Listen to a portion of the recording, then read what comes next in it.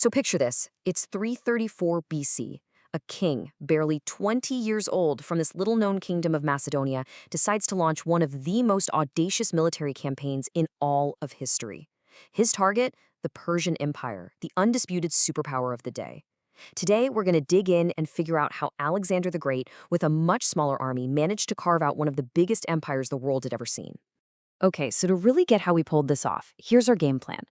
First, we'll look at the incredible weapon he inherited. Then, we'll break down the unstoppable machine that was his army. After that, we'll dive into his unique leadership style, analyze his masterpiece battle at Gaugamela, and finally, we'll talk about the mind-blowing legacy he left behind. To really understand Alexander, you first have to understand the weapon he was given. And it wasn't something that just appeared out of nowhere. No, this army was forged in the fires of nearly 100 years of constant, brutal war that had basically torn the Greek world apart. Yeah, the story really gets going way before Alexander was even born. After the Greeks managed to fight off this huge Persian invasion, what did they do? Well, the big city-states, Athens and Sparta, they just turned on each other. They fought for decades in the Peloponnesian War, and by the end, everyone was exhausted and broken. This created a massive power vacuum, and a new kingdom up north was ready to step right in. And that kingdom was Macedonia, led by Alexander's dad, Philip II. Now, Philip was a military genius himself. He took what most Greeks thought of as a total backwater and completely revolutionized its army. He created a professional, full-time fighting force that would go on to dominate all of Greece, and more importantly, set the stage for his son's invasion of Persia. So what was it that made this army so incredibly lethal? Let's get into the nuts and bolts of it. This wasn't just some big mob of soldiers, it was a finely tuned, integrated killing machine, and honestly, the world had never seen anything quite like it. The heart of this machine was the Macedonian phalanx. I want you to just picture a dense block of infantry, 16 soldiers deep. Now, it was slow, it was tough to maneuver, but if you faced it head-on, it was like a human steamroller, a solid wall of iron that was pretty much impossible to stop. And its real power came from this weapon right here, the sarissa. We're talking about an 18-foot-long pike, more than double the length of a normal spear.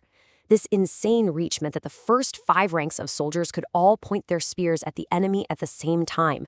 It created this deadly hedgehog of steel that could kill you before you even got close. A cavalry charge against that? Forget about it. But here's the thing. The phalanx didn't fight by itself.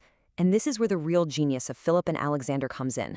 They mastered this combined arms approach that was just revolutionary. The phalanx was the anvil. It would hold the enemy in place. Then other elite troops would guard its vulnerable sides. And the final, decisive blow, the hammer, that was delivered by the legendary companion cavalry. So when you compare that to the Persian army, it's like night and day. The Persians relied on just throwing overwhelming numbers at you. Huge armies of conscripts fighting in these rigid, inflexible lines.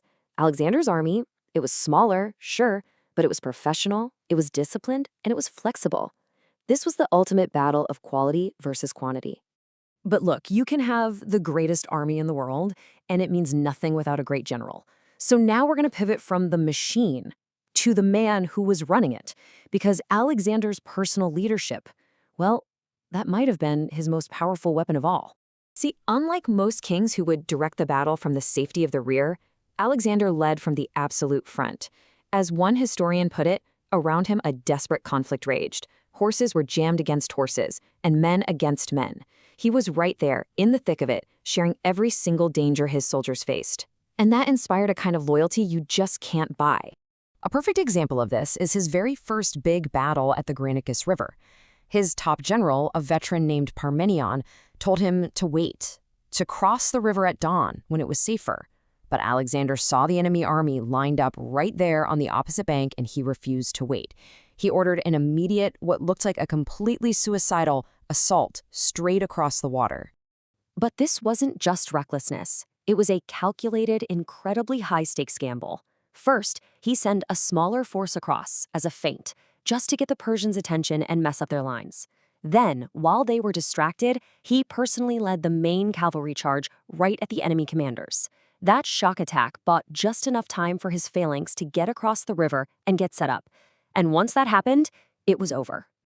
And let me tell you, leading from the front like that had some very real consequences. During that same charge, a Persian nobleman smashed his helmet with a sword.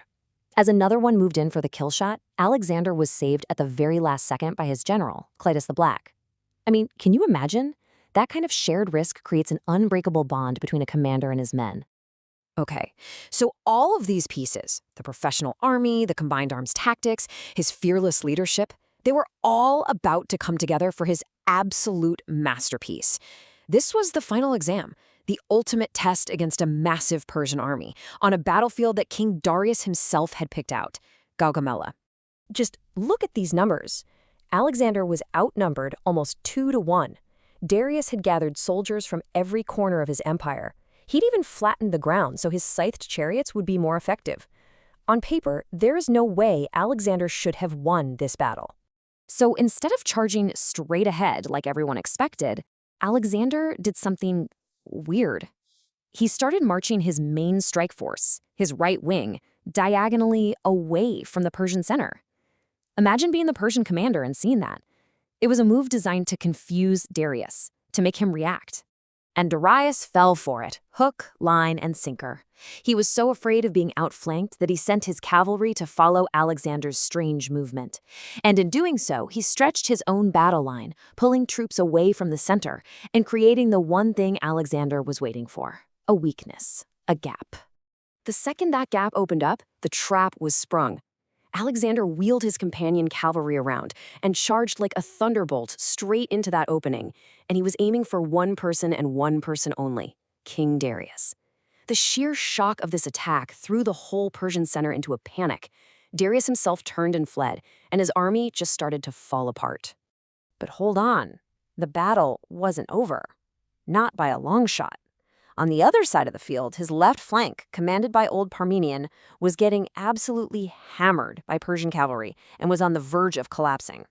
A messenger had to race across the battlefield to Alexander with a desperate plea for help.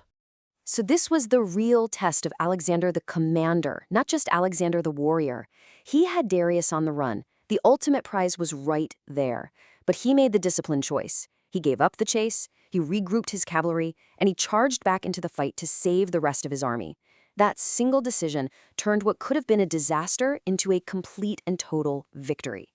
Well, Gaugamela effectively broke the back of the Persian Empire, so let's wrap this up by taking a quick look at the absolutely staggering legacy of Alexander's decade of conquest, which didn't just win a war, it completely reshaped the ancient world.